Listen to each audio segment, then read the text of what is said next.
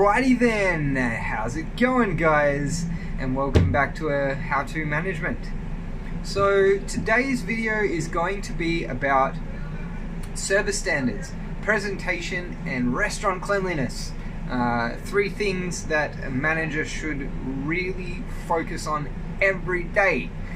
Now, let me preface this by telling you guys a quick story. So a couple of days ago, I got invited to a rather exclusive golf club here in Kuala Lumpur for dinner, and I heard a bunch of stories from my friend who was taking us out to dinner that this golf club was like, one of the most exclusive golf clubs in KL, and like one of the hardest to become a member of. And my friend had just become a member, so it's hence the reason he was taking us out for dinner. So anyway, we arrived at this golf club, and we were going to, forgive that, I forgot to put my phone on silent. We were going to go to the Chinese restaurant there. So we got there, and I walked in with my wife, my son, and my friend. And we were kind of waiting at the door for like a minute or so for somebody to come and greet us and get us a table. And just as I'm thinking, like, what's going on? Where are all the staff? This guy comes out from out from the kitchen, starts plodding over towards us at this turtle-like speed. And he was the most horribly presented staff member I'd ever seen in my life. Like, seriously, it looked like they had just picked up some homeless guy off the street. Like, this guy had dirt on all over his face. His hair was like all over the place.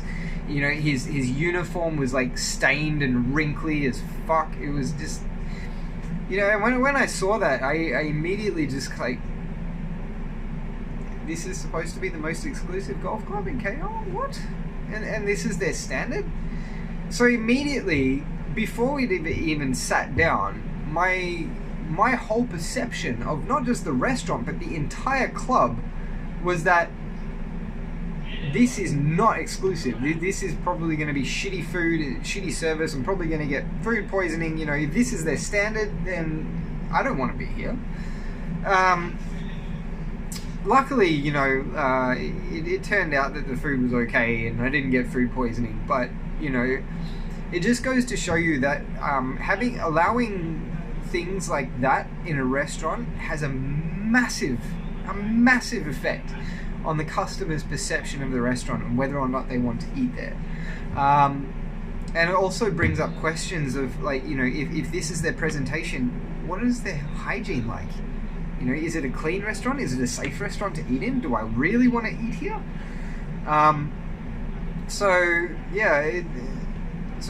Moving on to the three main points. So your service standard. As a manager, right, the first thing you're going to need to do is take into account the style of restaurant that you're managing. Is it casual dining? Is it low-cost dining? Is it fine dining? Is it semi-casual? Is it semi-fine? Because your service standard will change depending on that. You of course, you want to aim for a high standard, but you don't want to aim too high, because, like, for example, if you've got a casual dining restaurant, there's absolutely no need for you to be aiming for a fine dining standard. Okay, if you're a casual dining restaurant and you aim for a fine dining standard, you're just going to burn all your staff out.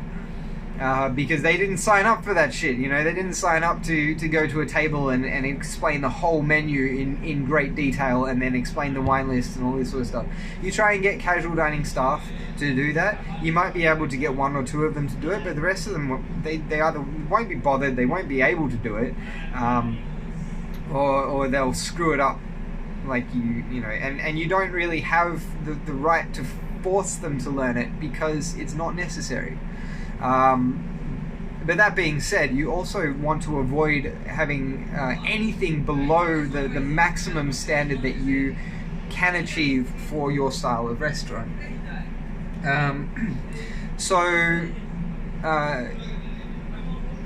That's your service standard, right? And you want to maintain that as consistently as possible. I always say that you're better off to be consistently average than really good one day and absolutely shit the next.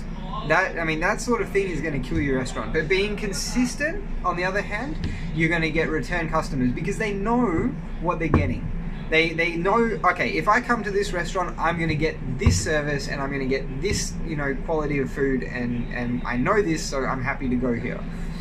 And also the other benefit is, like, let's say one day you have a bad day, which we all have, right? And you do have, shitty service standards for that day because of whatever reasons.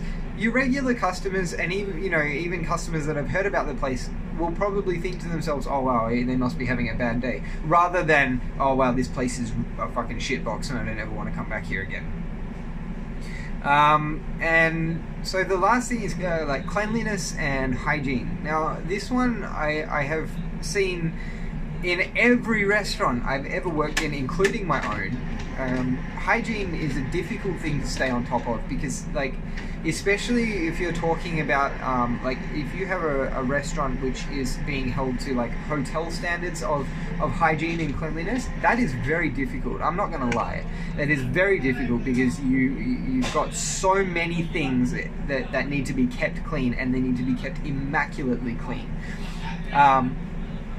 But the good news is that there is a very easy way to maintain a high level of cleanliness and hygiene in your restaurant, and that is very simply to do spot checks every day.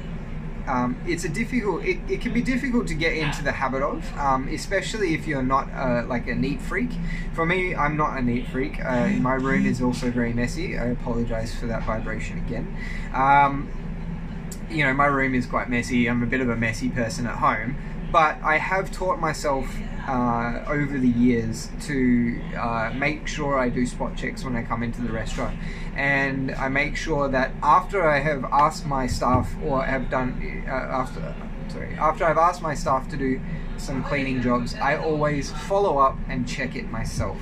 It's never a good idea. As much as you may trust your staff, as great as they are, you should always check it yourself, because their standard of that's clean might be different from your standard of that's clean, right? Quite often, I've asked my staff to clean something, and then I've gone and done a spot check after they've cleaned it, and I've been like, okay, well, yeah, it's generally clean, but look at, over here in this corner there's some slime, and over in this corner there's some dirt, and like there's a dead bug over there, and some rat poo in there, and that's for a tiny little corner. This is things that your staff, might not see, especially if, like, if we're talking about Malaysia, right, the majority of your staff are most likely going to be Bangladeshi, and they're like, just, I'm not saying that they're dirty. In fact, I know for a fact that they're not dirty, but I have seen in the past that their sort of standard of like, okay, that's clean enough, is lower than, say, a Westerner would think that's clean enough, or more specifically me. So yeah, that's all I wanted to cover. I hope it helps, and if you have any questions, please leave them in a comment down below, and don't forget to subscribe and hit the bell and all that other shit, and I'll catch you next time. Have a good one.